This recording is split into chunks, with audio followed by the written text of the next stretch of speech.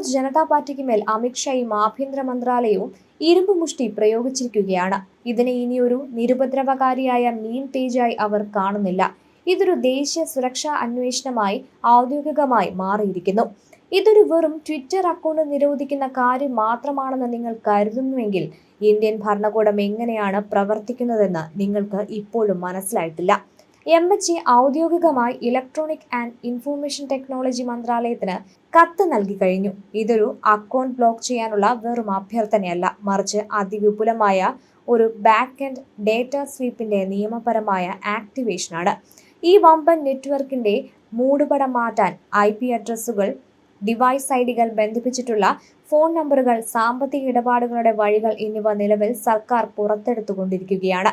അവരുടെ ലക്ഷ്യം അവർ കൃത്യമായി വ്യക്തമാക്കി കഴിഞ്ഞു. MHAയുടെ ഔദ്യോഗിക നിർദ്ദേശം ഒന്ന് ശ്രദ്ധിക്കുക. അന്വേഷണത്തിന്റെ ആദ്യത്തെ വിഷയം തന്നെ ഒരു പ്രാദേശിക രാഷ്ട്രീയ പാർട്ടിയുടെ റീബ്രാൻഡിംഗ് ആണ്. ഇതൊരു നേരിട്ടുള്ള മുന്നറിയിപ്പാണ്. ഇതൊരിക്കലും സ്വയമേവ ഉണ്ടായ ഒരു യുവജന മുന്നേറ്റമല്ല എന്ന് ആഭ്യന്തര മന്ത്രാലയം നിയമപരമായി സ്ഥാപിക്കുകയാണ്.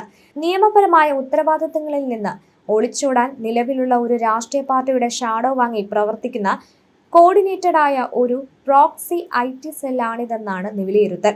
എന്നാൽ യഥാർത്ഥ കിൽ ഷോട്ട് മൂന്നാമത്തെ പോയിന്റിലാണ്. വിദേശ ഇടപെടൽ. ഇന്ത്യയുടെ സുരക്ഷാ സേനയുടെ നിരീക്ഷണ പദ്ധതിയിലേക്ക് ഒരു വിദേശ ആംഗിൾ ഔദ്യോഗികമായി കൊണ്ടുവരുന്നതിലൂടെ ഒരു ആഭ്യന്തര ഡിജിറ്റൽ പോരാട്ടത്തെ അമിത്ഷാ ഒരു ട്രാൻസാക്ഷണൽ ഇന്റലിജൻസ് ഓപ്പറേഷനായി ഉയർത്തിയിരിക്കുകയാണ്. ഈ ട്രെൻഡ് എങ്ങനെ അതിർത്തികൾ കടന്നുവെന്നും ഈ ഹാഷ്ടാഗ് കൃത്രിമമായി പ്രചരിപ്പിച്ച വിദേശ ബോട്ട് നെറ്റ്വർക്കുകളുടെയും ഓഫ്ഷോർ ഫണ്ടിങ്ങിനെയും അവർ ഇപ്പോൾ സജീവമായി ട്രാക്ക് ചെയ്യുന്നുണ്ട്. ഇനി ഇതൊരു സാധാരണ സിവിൽ മാനനഷ്ട കേസല്ല. സുരക്ഷാ സേനയും വിദേശ ഇടപെടലുകളും അന്വേഷണ പരിധിയിൽ വരുന്ന നിമിഷം മുതൽ നിയമത്തിന്റെ കളി, നിയമങ്ങൾ ഒന്നാകെ മാറുകയാണ്. ഡിജിറ്റൽ തെരുവിലെ പോരാട്ടം അവസാനിച്ചു. ഭരണകൂടത്തിന്റെ ശക്തമായ വേട്ട ആരംഭിച്ചു കഴിഞ്ഞു.